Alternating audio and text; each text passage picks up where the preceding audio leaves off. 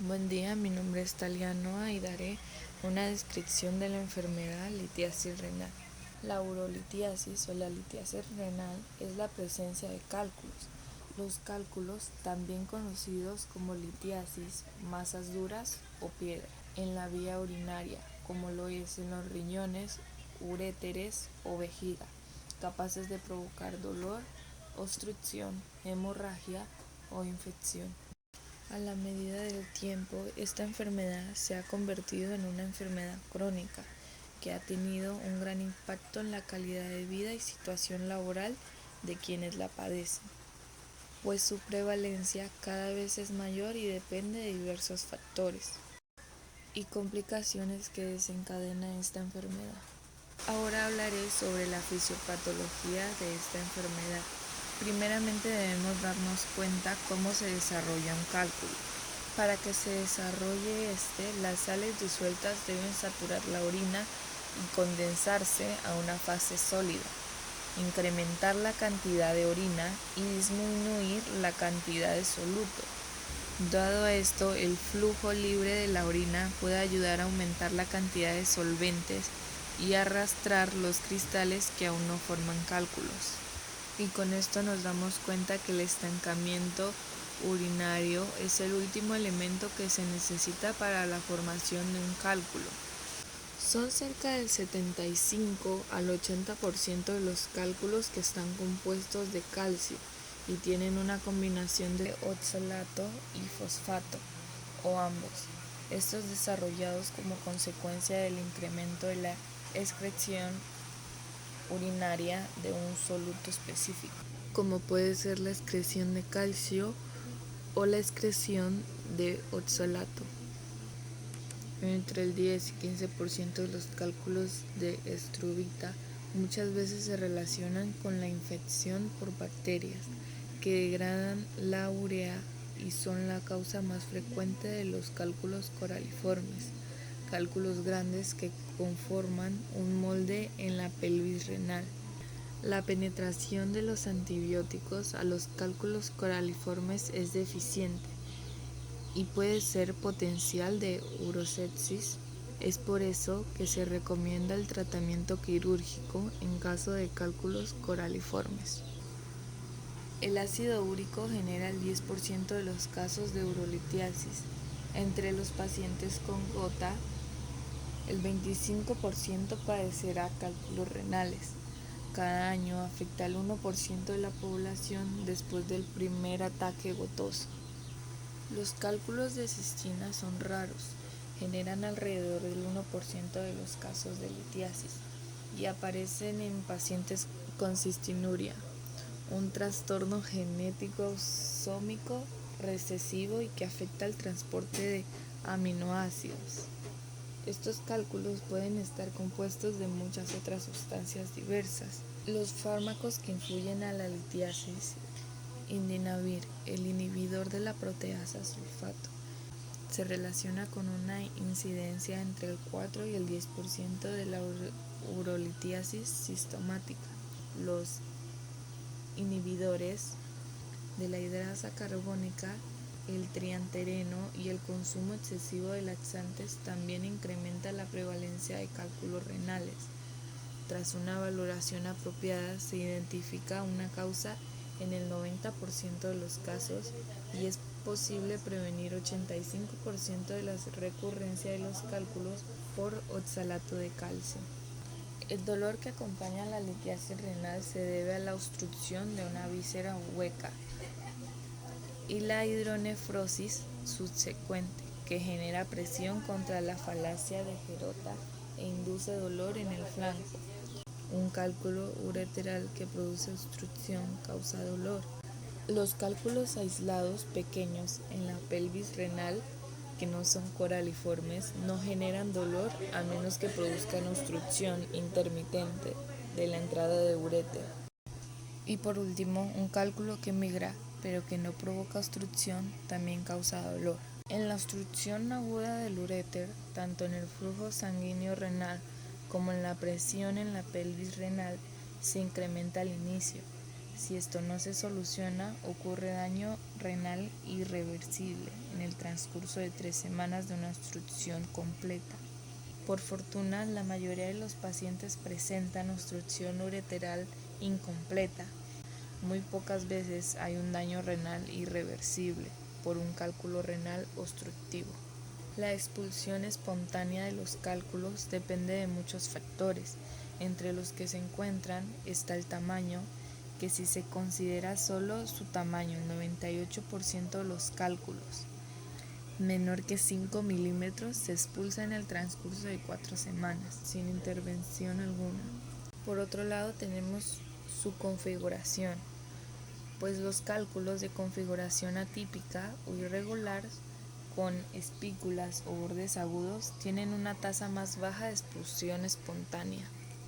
También su ubicación y el grado de obstrucción ureteral, pues cuando la obstrucción es completa, la tasa de expulsión espontánea es menor que cuando el bloqueo es parcial. Muy buenas noches. La incidencia y la prevalencia en las urolitiasis es, están acondicionadas por factores demográficos, dietéticos, genéticos, geográficos, climáticos y laborales, lo que parece explicar las diferencias identificadas en distintos estudios, la cual, por lo menos la prevalencia también en esta área de salud es elevada con respecto a reportes nacionales previos, con predominación en el sexo masculino, en sujetos de piel blanca y en las edades medias de la vida.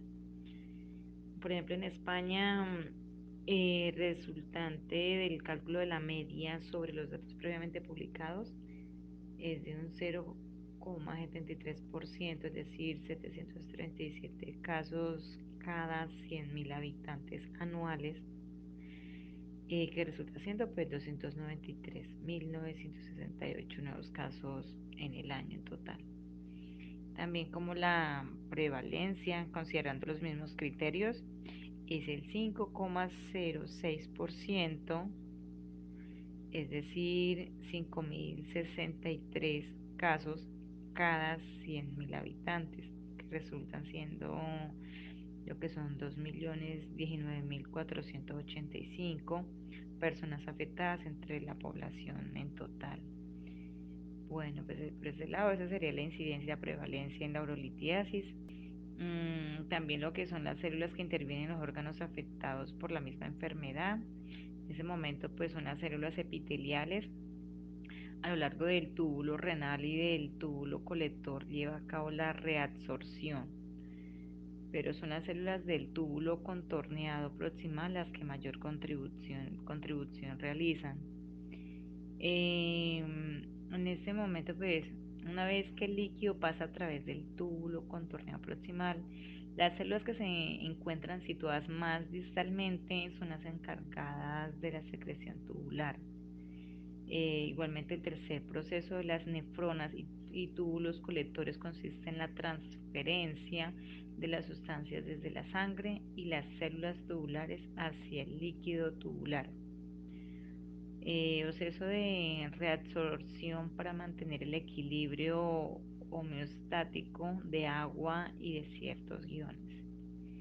En ese momento, pues, este es como, o sea, las células que son las encargadas de intervenir en estos casos así, en general, pues, las células epiteliales.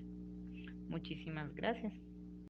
Morbimortalidad de la enfermedad urolitiasis. Se presenta un estudio de la estadística del DANE referente a la urolitiasis en Colombia, encontrándose que la enfermedad produce 3 de cada 1000 egresos hospitalarios, afecta primordialmente a adultos y jóvenes y parece haber aumentado un 35% en los últimos 8 años. La enfermedad litiástica del aparato urinario constituye un serio problema de la salud en casi todo el mundo. En Colombia, los sistemas de registro no permiten calcular con precisión la prevalencia de la enfermedad, pero un análisis de datos existente indica que 3 de cada 1000 egresos hospitalarios se deben a la urolitiasis y que ese número ha aumentado un 35% desde 1968.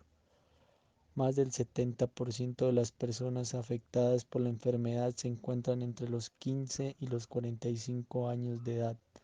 Es importante saber que en la edad más productiva es donde el impacto de la enfermedad es mayor.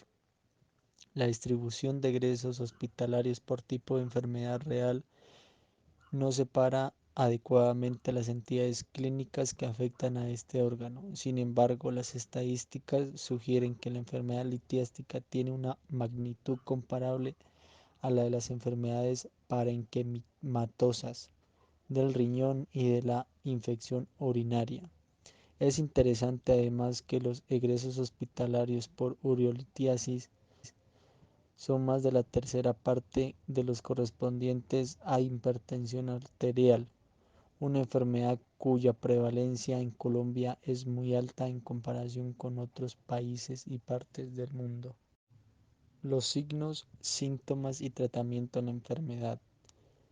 Los signos pueden causar dolor, náuseas, vómitos, hematuria y posiblemente escalofríos y fiebre debido a las infecciones secundarias. En los síntomas podemos encontrar el cólico nefrítico, que es un dolor muy intenso que se produce por la obstrucción de la salida de orina del riñón. Aparece en la zona lumbar y se irradia hacia el abdomen anterior y los genitales. También encontramos la hematuria. Es la aparición de sangre en la orina, puede ser visible a simple vista o no. Se produce por las lesiones que produce el cálculo en su paso por la vía urinaria. También encontramos infecciones de orina. Los cálculos renales pueden ser causa o consecuencia de infecciones frecuentes de la orina. En los tipos de tratamientos podemos encontrar el tratamiento endurológico. Se trata de la extracción endoscopia de los cálculos mediante uresteroscopia semirrígida o flexible y nefrolitotomía percutánea mínimamente invasiva, acceso endoscopio percutáneo y litotricia láser para eliminar los cálculos de mayor. También encontramos la litroticia extracorpórea por ondas de choque. Consiste en romper los cálculos en pequeños fragmentos que se pueden expulsar más fácilmente. El objetivo del tratamiento médico de la litiasis es prevenir la reaparición, sobre todo en pacientes jóvenes menores de 40 años, con litiasis múltiples y bilaterales o enfermedad recurrente. Buenas noches a todos. Bueno, para poder obtener una ayuda diagnóstica de la enfermedad urolitiasis debemos de tener en cuenta que en la consulta médica se preguntarán síntomas, antecedentes médicos y será una exploración física para así enviar las pruebas o exámenes para determinar el diagnóstico. Bueno, debemos de tener presente que los cálculos, o sea, la urolitiasis, que no causan síntomas, se pueden descubrir rápidamente en un análisis de microscópico de orina. Pero ya los cálculos que producen dolor en general, pues sí se necesitan pues em, las imágenes, o sea, una radiografía en el abdomen para poder determinar el volumen de la urolitiasis, su ubicación y densidad para poder saber y decidir de qué manera se puede resolver el caso. Yo como futura profesional en seguridad y salud en el trabajo, recomendaría como promoción y prevención a la urolitiasis llevar una dieta balanceada que incluya pues alimentos de todos los grupos en las cantidades adecuadas y de acuerdo a la actividad física que se realice. Consumir mucha agua, pues lo recomendable en el día es consumir 2,5 litros de agua para poder pues evitar estos daños en los riñones y eliminar lo más pronto posible cualquier residuo del organismo. Reducir muchísimo la sal, pues para poder que el paladar se acostumbre.